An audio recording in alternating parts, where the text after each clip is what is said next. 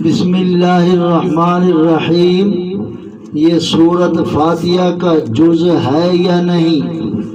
اس مسئلے کے اندر فقہی اختلاف ہے۔ فقہی اختلاف کی تفسیر کے سبق کے اندر تفصیل نہیں کی جا سکتی، لیکن ابتدائی سبق ہونے کے طور پر اشارہ کرتا ہوں، اور اس کی تفصیل حدیث کے سبق میں ہوتی ہے۔ بسم اللہ سورۃ فاتحہ کا جز ہے یا نہیں؟ سورۃ نمل کے وسط کے اندر جو آیت آتی ہے انہ من سلیمان و انہ بسم اللہ الرحمن الرحیم، یہ الفاظ تو سورۃ نمل کا جز ہے، لیکن ہر سورت کی ابتدا کے اندر جو بسم اللہ آتی ہے، یہ کسی متعین سورت کا جز ہے یا نہیں، اس میں فقہا کا اختلاف ہے، کیونکہ صرف سورت برات کو چھوڑ کر باقی جتنی صورتیں ہیں سب صورتوں کی ابتدا میں بسم اللہ الرحمن الرحیم لکھا ہوا ہے، تو یہ بسم اللہ کسی متعین صورت کا جز ہے یا نہیں؟ احناف رحمت اللہ علیہ کا مسلک یہ ہے، احناف کہتے ہیں کہ بسم اللہ الرحمن الرحیم یہ قرآن کی آیت تو ہے، یہ قرآن کا جز تو ہے، لیکن کسی متعین صورت کا جز نہیں ہے، بلکہ یہ دو صورتوں کے درمیان فصل کے لیے اور تبرک کے طور پر یہ آیت اتری ہے۔ لیکن احناف بھی جز قرآن کا مانتے ہیں، آیت بھی مانتے ہیں، اس لیے ہمارے ہاں رمضان المبارک میں اس بات کا اہتمام کیا جاتا ہے کہ کسی نہ کسی جگہ پر بسم اللہ الرحمن الرحیم کو جہرن ضرور پڑھ لیا جائے، شروع میں پڑھیں یا وسط میں پڑھیں یا آخر میں پڑھیں، تاکہ پورا قرآن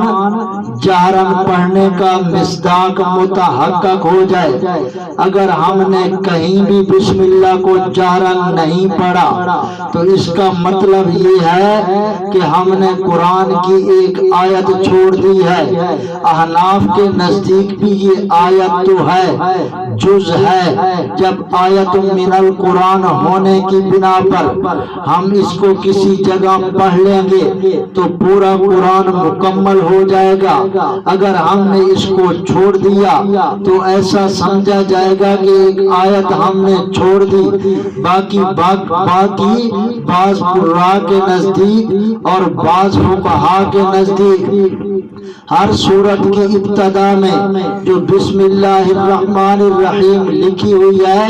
یہ ہر سورت کا جز ہے، اور پھر خاص طور پر سورت فاتحہ کے لیے تو ان سب کی رائے یہ ہے کہ بسم اللہ الرحمن الرحیم سورت فاتحہ کا جز ہے۔ جب وہ بسم اللہ کو سورت فاتحہ کا جز بناتے ہیں تو پھر پڑھنے کی جو آیت سورت فاتحہ کی ہوگی وہی آیت بسم اللہ کی ہوگی،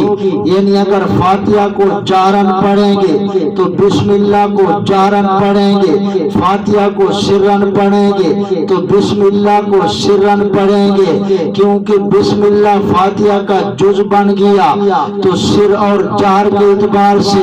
جو صفت سورت فاتحہ کی ہوگی وہی صفت بسم اللہ کی ہوگی۔ اس لیے حدیث کے اندر جب اس اختلاف کو ذکر کیا جاتا ہے تو جن روایات سے معلوم ہوتا ہے کہ اللہ کے پیغمبر صلی اللہ علیہ وسلم سورت فاتحہ کی ابتدا الحمدللہ سے کرتے تھے، بسم اللہ کو جہرن نہیں پڑھتے تھے، یہی دلیل بن جاتی ہے احناف کی کہ اگر بسم اللہ سورت فاتحہ کا جز ہوتا تو جیسے اللہ کے پیغمبر نے الحمدللہ سورت فاتحہ کو جہرن پڑھا ہے اس طرح بسم اللہ کو جہرن پڑھتے۔ پھر سیدنا صدیق کا عمل، سیدنا سیدنا عمر فاروق کا عمل، سیدنا عثمان غنی کا عمل ذکر کیا جاتا ہے کہ یہ حضرات جب نماز پڑھتے تھے تو سورۃ فاتحہ کی ابتدا الحمدللہ سے کرتے تھے، بسم اللہ کو جارن ساتھ نہیں پڑھتے تھے۔ تو یہ دلیل بن جاتی ہے اس بات کی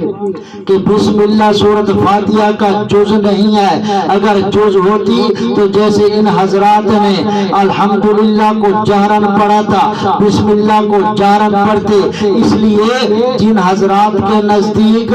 بسم اللہ سورۃ فاتحہ کا جز ہے ان کے نزدیک طریقہ یہی ہے کہ جیسے وہ سورۃ فاتحہ کو جہرن پڑھتے ہیں تو ساتھ بسم اللہ کو بھی جہرن پڑھتے ہیں۔ لیکن یہ بات یاد رکھیں، جو حضرات بسم اللہ کو سورۃ فاتحہ کا جز کہتے ہیں ان کے نزدیک آیات سورۃ فاتحہ کی پھر بھی ساتھ رہتی ہیں، آیات کی تعداد نہیں بڑھتی، بسم اللہ کو شامل کر کے بھی آیات ساتھ رہتی ہیں۔ آیات کے اوپر اتفاق ہے کہ سورۃ فاتحہ کی آیات ساتھ ہے، پھر آگے جا کے اختلاف ہو جاتا ہے آخری آیات پر، کیونکہ احناف کہتے ہیں صراط الذین انعمت علیہم پر آیت ہے، لیکن وہ حضرات کہتے ہیں صراط الذین انعمت علیہم پر آیت نہیں ہے، بلکہ آخر تک پڑھیں غیر المغضوب علیہم ولا الضالین،